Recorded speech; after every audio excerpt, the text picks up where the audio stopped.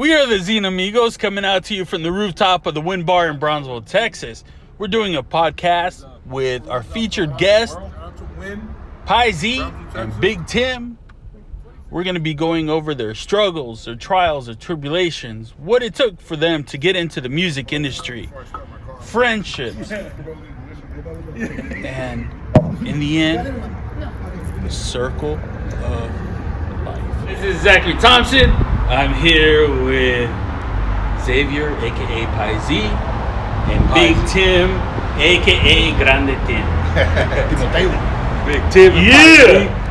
Yeah. They came out. They drove all the way up to Brownsville, where we're here on the second floor of the W1N Bar, and we're pretty glad to have them here for our first podcast.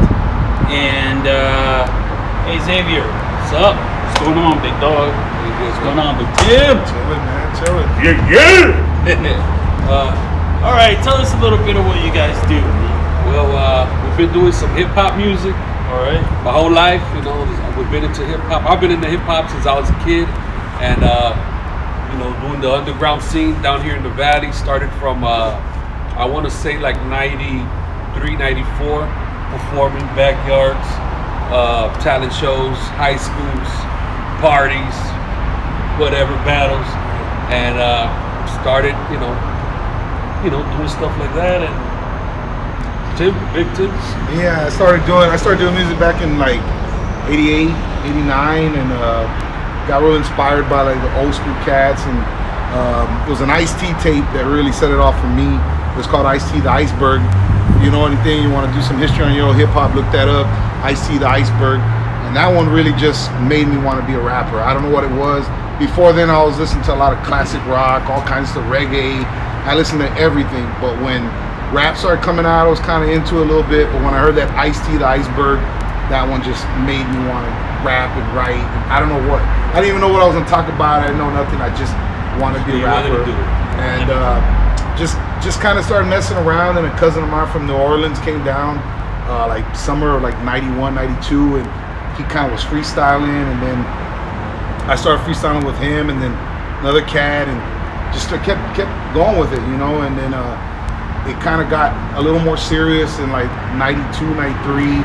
Started making my own tapes, and like, you know, like Xavier said, I started getting invited to parties, backyard parties. People just want me to rap, and I kind of was like, oh wow, man, people even pay me some money to come out and rap. And I was like, oh shit, okay, well this is all right, you know, this is for real, man. And if you want to know how me and this guy met, it's a pretty crazy story. That was the next question. The next question is, it was a place called King's Place here in Brownsville, and that night I was doing a show, and this guy was in the crowd, and they had a freestyle session, and this guy got up there, and he was freestyling with another cat, and I was like, damn, this guy's pretty dope.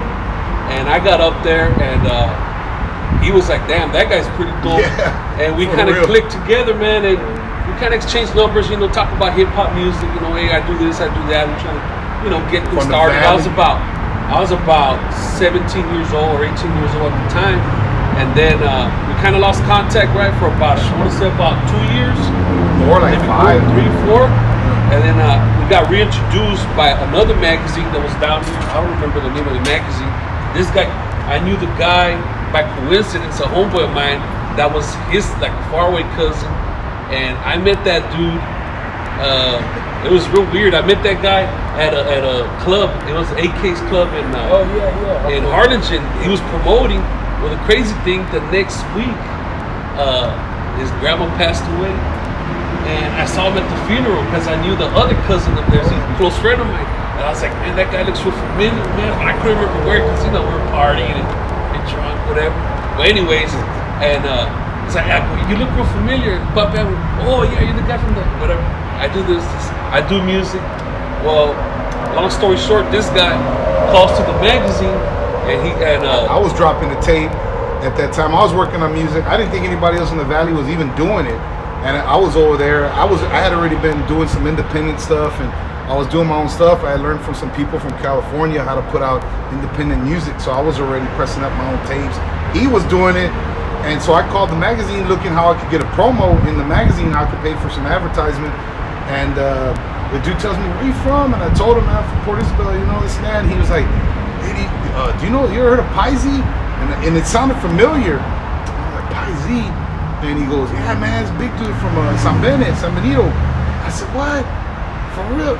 And he goes, name's Xavier. And I remember he had given his number. Xavier is not a common name, you know, so I was like, man, for real. And then he gave me his number, and that's how we linked up. And the funny thing was, when I was in the crowd, there was all these other acts on stage, you know, that night. And homeboy he got down. And of all the people, all the other guys were not claiming the valley. Everybody was from Los Angeles, Phoenix, they're from God Okay, they were from wherever, you know. I don't know. Well, they were from wherever. So when they said this guy was San Benito, I was tripping because he was the only one that didn't sound like anybody else. Everybody sounded like Snoop Dogg. Everybody sounded like what was kind of in style at that time. And it just so happened that I was standing next to his brother in the crowd. And I was like, yo, I was like, damn, dude, this dude's funny. And the dude, his brother, was like, that's my fucking brother, man.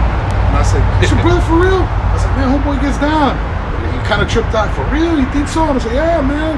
So that's how we kind of linked up, man, and we reconnected. And he was already getting a bigger thing. I just had a little room studio in my mom's house. I was a kid, you know, back then. And him and some other guys were already kind of clicked up doing a bigger studio thing. So then that's how we kind of met up, and we kind of started kicking things off, man. Yeah. And so it's a trip, man. It's kind of a trip. It's funny how people meet, man. Yeah. Like Ernest and I, man, no beef. No beef zone. Anyway, how we met when I came down from California.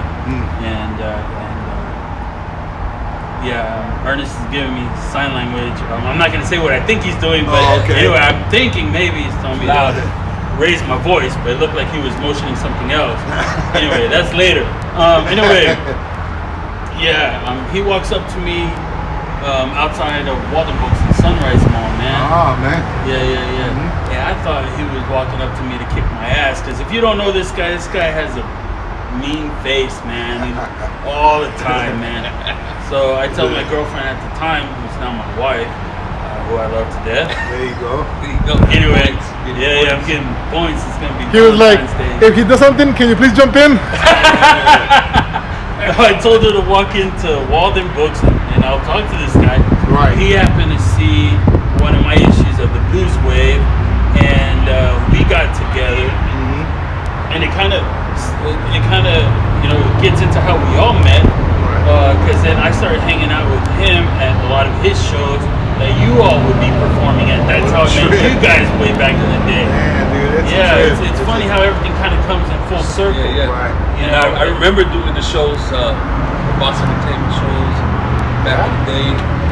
I don't even know what year, maybe 2001. 2001. 2002. That's 2002. Yeah, we started doing, a lot of those shows. And, here we are, man, 2020. Yeah, it's a trip, man. All right, man. Hey, what's up, guys? It's Zodi. I'm here with Big Tim, homeboy from the past. Good to see you again, brother. And Piexi, man. This is the OG from the Valley. What up, man? A lot of people from the Valley, they don't know about OGs, man. And it's cool to be able to be a young cat from this new era, being able to sit with you guys, man. I know Big Tim, I met you through Kid Corinthian and a couple other people before. Yes, sir. The guy, some of the best knowledge I got was from you, actually, man. You've always been a real straight up, heart-to-heart kind of artist, and you don't really see that nowadays in the Valley music scene. So, Yeah. there's not really the type of unity that you would expect, a small, group of people to have, per se, compared to other places around the world. And I just want to, right off the bat, give you guys a huge shout out for being able to do that, man. Being able to teach that new generation the stuff that we might lose, along the path of trying to transition. We try, man. Jesus,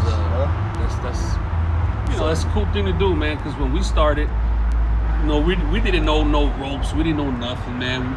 Everything was from mistakes and man. Do it yourself. Yeah, trial and error. Do it, trial and error, man. Yeah. That's what it was. And I gotta say, man, this cat right here is probably the main reason. I had my own little thing going from the Bay Area over there, but this cat was here. He was really getting people from all over the Valley, giving a lot of people chances. And I'm not gonna go down the list of names. Some of them are still out there doing things and doing big things, you know. And this cat right here really was trying to unify and bring the Valley together. Our first project was called the Rio Grande Hip Hop Coalition, and it was a compilation of artists from here in the Valley, all up and down. And there was no alternative egos or anything. We're just trying to get the Valley out there. Just trying to push it, trying to get everybody together was the idea to do it, you know.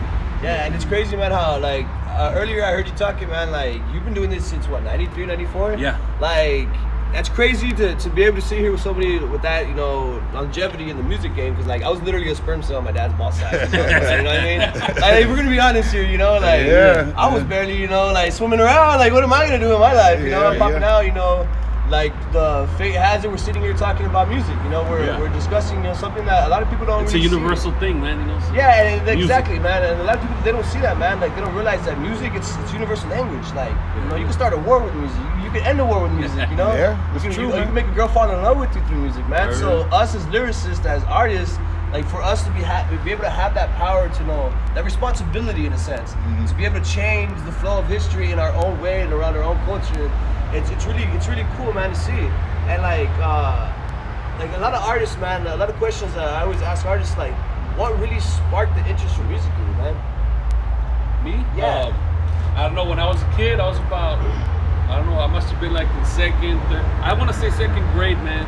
When I first heard, you know, it was breakdance music, Twilight 22, Run DMC, Houdini, Sugar Hill Gang, and Africa Bambaataa. I was a kid, man, but you know, I heard it, and I don't know, man, it was just something that attracted me to it, man. And ever since then, man, people used to look at me like I was crazy or something because I was into this music. And down here, it was different, man. You know, it was different genres that people were hearing. But anyway, that's what inspired me. And then one of my uncles, he's about 3-4 years older than me. You know, Joe, he's the one who really got me into it, man. He moved to Florida, and we would write back to each other because me and him were like brothers. We are like brothers still, you know. And he was the one who first pinned down the first rhyme. He did a rhyme because we would always be rapping, but he pinned it down. He goes, "I want you to finish this rap." And when I got the letter, I was like, "Damn, I never even thought of that." And we started writing rhymes back and forth, and that's what got me into writing. I would have never thought of, I want to be a rapper. I didn't even think of being a rapper. I just loved hip hop, you know. Since I was a kid, and that's what got me inspired into rapping. And I started writing my own rhymes when I was like 10th grade, 11th grade. I started writing, and then I started rapping over instrumental beats. And then I remember being a kid in San Bena and San Benito, and going to a party in one of the neighborhoods, and I saw dudes DJing it. They were DJing, and I remember my older brother. And another friend of his, they performed Lottie Dottie from Slick Rick and Doggy Fresh, and they performed it, and I was like, damn, that shit blew my mind. I was like, that's what I want to do, you know? And that's what got me to do it even more, you know, and little by little, you know, I was like, okay, man, this is my time to come up, you know, do a little. And my first show was at this one DJ, shout out to DJ Nasty Boy. He was the first guy that let me rock the mic, and it was cool, man. After that, I was like, boom, I gotta rock it, you know.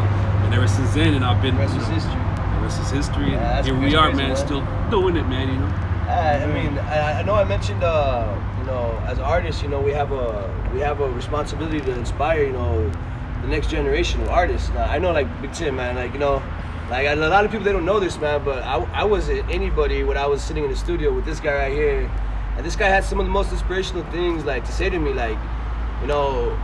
You could be an artist, and you could feel yourself so much. Like, I know there's been a point in your history as an artist where you feel yourself, but there's always that wall or that barrier that you're trying to break. For some reason, you just can't push through it. But it takes another artist to help you break through that point. And with that being said, you know, Big Tim, like, what's some inspiration you can give to this new generation as OG that we can't really, you know, know about? For me, I've always been I'm a historian, I'm a researcher, you know, I'm a life scientist, you know, so I always tell everybody, man, especially young cats, do your history, man. Don't be afraid to go back and listen to, and I'm not just talking about rap. Start with hip hop, rap.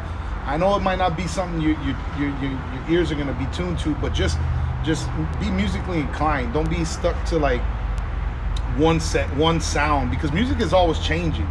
Music is always gonna be changing. It might sound like this, you know, 1 second, like the sound we're in right now was not the sound was 5-10 years ago when crunk was going, and then before that was like G-funk, and then before that was like real boom bap hip hop, and so I just say stay musically inclined, man. Listen to everything, and keep your ears, your mind open, and even listen to the new stuff, and just research, to listen to some old stuff, listen to what they were talking about, listen to how they were putting words together and concepts and stuff like that, and just try to be universal, because you never know what you're gonna change the game. Everybody kind of just tries to stay in one lane and try to, I just got to sound like this and this and that, but it always took someone to step out of that genre and start something new that everyone else starts to follow. So that's always been my thing, is just and going back to inspiration. Like for me, when I was a kid growing up in the early 80s and stuff, my brothers had a little record player. Well, they had a 12-inch record player, and I remember hearing like Pink Floyd and Led Zeppelin and stuff like that. And for me, when I used to hear those records, Houdini and Run DMC, there was no music video, or we didn't have cable, so I always saw the records, everything that was happening, like Bohemian Rhapsody and from Queen, and those records always just, I could see what they were saying, I could see the video in my head. So that later on carried on to music we do. We're always trying to not only just make records and stuff, but we're always trying to make something that paint a picture, paint pictures, and whatever it may be, it could be something serious, could be something whatever, deep, not whatever. Yeah, so. And don't just like write one.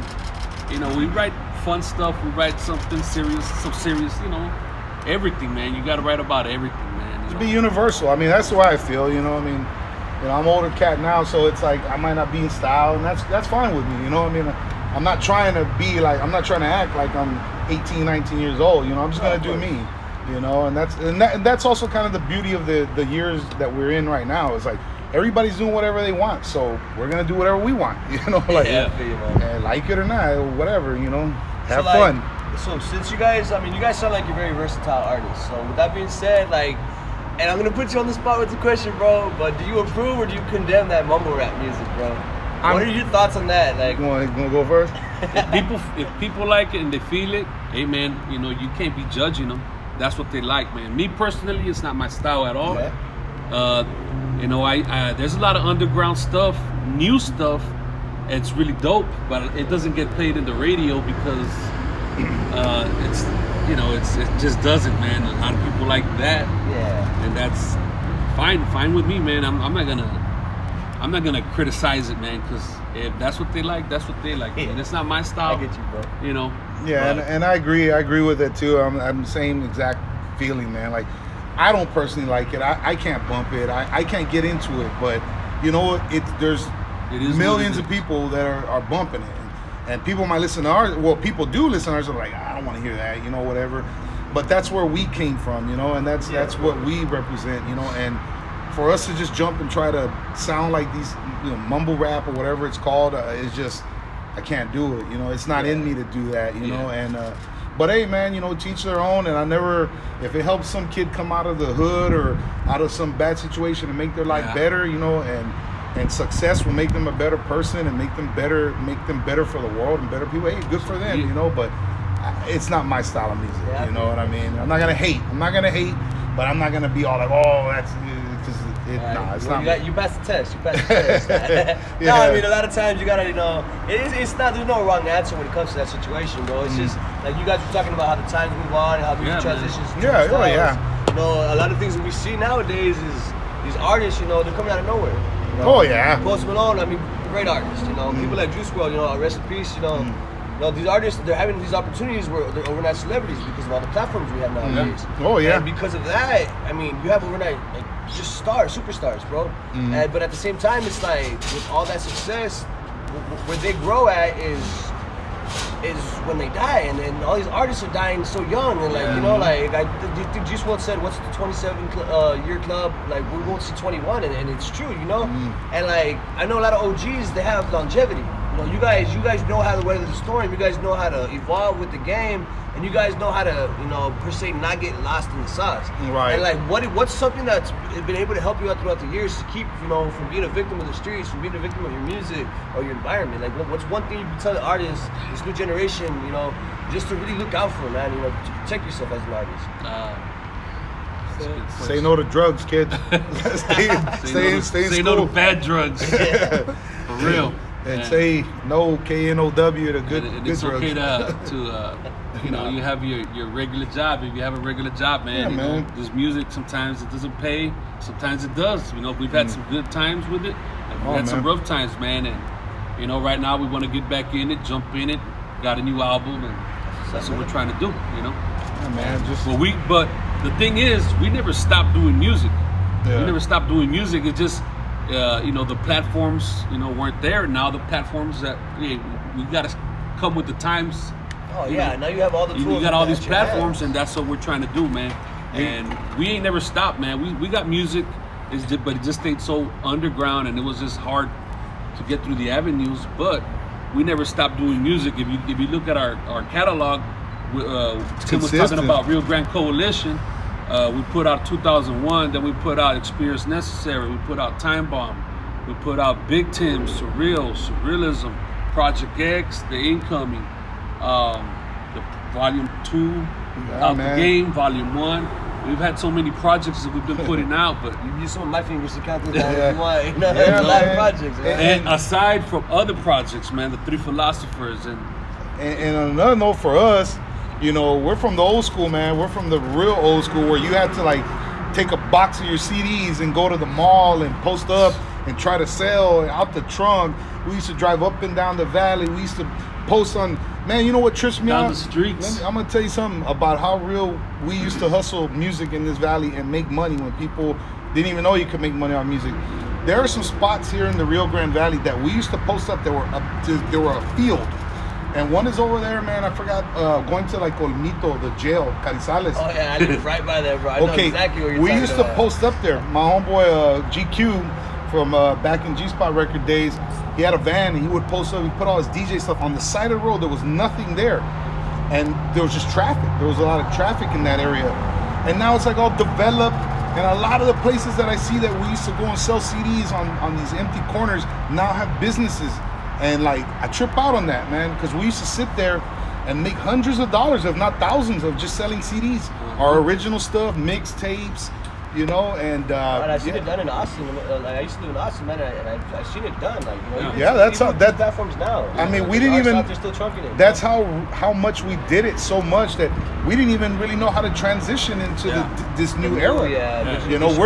We're barely getting into this whole new era because we were just so used to being like, hey man, this is my CD, this is my music, this is our thing, check us out, and people, oh man, reaching their pockets and giving us American currency, Now it's That's the PayPal, PayPal, Bitcoin. Being with cities, that was hard to hustle like that. Yeah, man. And Pulgas in here. and- You forgot to mention that. yeah, because We used to do the pulgas all up and down the I valley. remember that. Yeah, I remember that. There back were times in the day. Tim would post up in Bronzo, I would post up in Mercedes, and then one of the other guys would post up in Far, the flea markets, the same days. Alamo. And then we'd be hustling, Tim's. I went Whoever's. selling CDs with Jesse Mata. He was under the name Unique Styles back like in 2003, 2004. Oh, is he the one with the braids? No, but Who was that one? It reminded me of Bone Thugs and Harmony, man. I remember his name. But the thing is that we used to go to McAllen, and I used to go with them, and I remember that $300, $400 in one night, just hustling CDs, man. and I was like, damn, like Yeah, man. this is real badass. And right now, this generation, they think it's only social media, and I was like, if all of us, because we all were part of the entertainment industry somehow, if we had social media back then, right now, we would have been millionaires. Yeah, exactly. All of us, like with the No, you're right, magazines, with everything. Crazy, man. We would have killed it. We were like barely in the First step. Ahead of our first time. ahead of our time, like Yeah, dude, it's true. It's true, man. That's And to tell you the truth, like I didn't even feel like at the time you don't see it, but like it was like a pioneering thing that we were doing. Yeah. Yeah. Because like there was no other way that we're gonna. How am I gonna sell my music? Well, shit, I gotta go sell it at the flea market, man, or wherever. Well, when I was first doing it, before I really got connected with this dude, I used to make my own tapes, and I'd get them pressed up. There was a guy in McAllen that would make tapes. I forgot what he was called. I'm not gonna go there. but he would make, you know, I already know. and I would sell the tapes. But what I would do was I would get like CDs of artists like that I liked, and I would get the addresses and the phone numbers of their companies from California, all over the United States, and I'd mail packages, demo packages out to all of them, all over the United States, and I got offered 2 record deals back, and one was from Northern California. Actually, 2 were from Northern California. The Bay Area back then was real independent. They were doing, and one of the dudes called me back, and we started talking, and he had offered me a deal, but he ended up getting sick. He was an older man, and he actually did work with, he helped Master P, he's E40, he helped them all do EPs. That's all he would put out was EPs, little five song tapes. And, but he got sick, man, so I didn't get to do my thing with him, but, and the other one, I learned about the industry real quick, like how people so I was like, I didn't do the other one. I didn't sign the other deal. But the guy told me, he was like, man, you need to just get out and hustle, man. That's what all these guys do over here. They just get out and they fucking press up their own shit. And that's how I started making my own money, you know, and that's where it went from there, man, you know. And I remember when we did the coalition, I was like, man, we just got to press it up and get it. We did. Yeah, and that's what we did, man. We pushed that it up, shit, man. We sold out. Yeah. Sold out on that shit. So talking about pressing, so right now you have a new album? New album, man. It's called Piexi Volume 2. There's 11 tracks on there. And there's a video out there right now. Break was the first single. And if you want to go on YouTube, it's OfficalReelDeepMusic. That's our page right there. Subscribe to it. Press the like button. You can check out the whole album there. It's on all platforms, on Spotify, iHeartRadio, iTunes. I can't remember the name of the other ones, but it's in all platforms, man. And the next single is The Devil's Level. The video will be dropping January 17th. And the third single will be For the Love of the Game. And that one's dropping February 29th, leap year, leap day. So getting ready for spring break. That one's gonna be a big one. That's Big Tim, Ethics, Wedmore Jr., and myself, Piexi. I got you know, different types of flavor on there for all of y'all that want to check it out. You know, we got well, I would talk about Devil's Level, To the Moon and Back, a little more sentimental track, you know, for my little youngsters, my kids. And I got some, you know, hardcore hip hop, some different flavors, man. You want to check out the album? You know, check it out. Go to the official Real Deep Music webpage, man, and the whole album's there. We'll be dropping more albums. We're working on Big Tim's new stuff already, and that's about it, man. I'll tell you what about his project, which I was producing, engineering it. If you like raw hip hop, especially throwback hip hop, if that's your thing, you like it, you're not really feeling this, check his project out, man, because it's raw. It's raw. The beats are raw. There's tracks in there like For the Love of the Game, got a little more smoothness, but you like raw, just raw lyrics, hard hip hop, you know.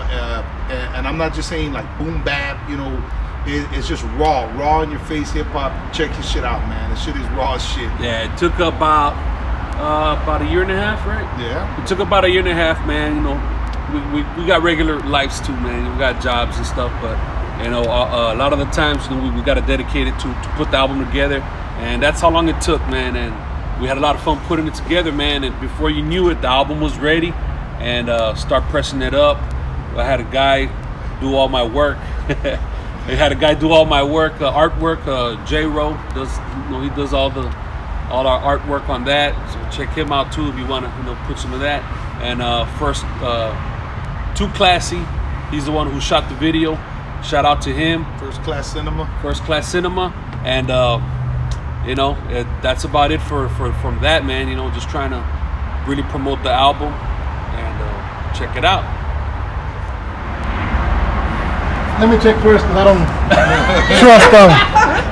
It's Yeah, recording. it's recording, hey, just to make sure. You got it, man. You got it. That's the man. Dude, I know. Do you believe in UFOs, aliens? Oh yeah, most definitely. Seen one when I was a kid, man, and well, they're in Port Isabel, man. So definitely believe in them, man. And they're out there, so take it how you want it, believe it or not, man.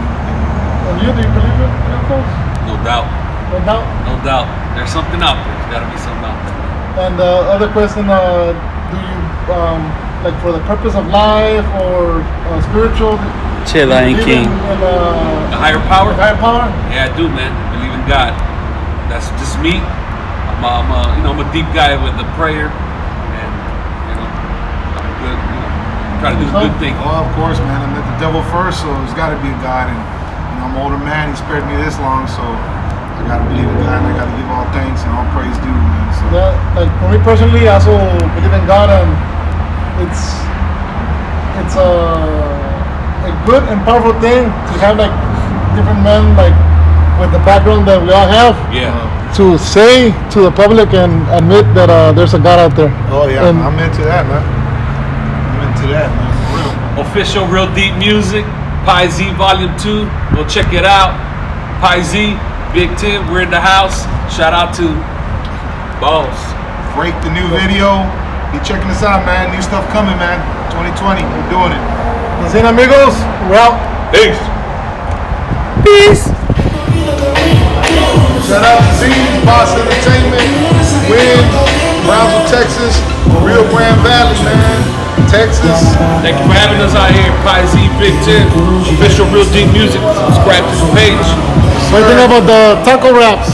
Oh man, they were delicious, man. Never had a taco in a lettuce wrap, but it's awesome, man. Never had one. I had one today. Come and try it at the Win, Brownsville, Texas, baby. Ernest got to sell it.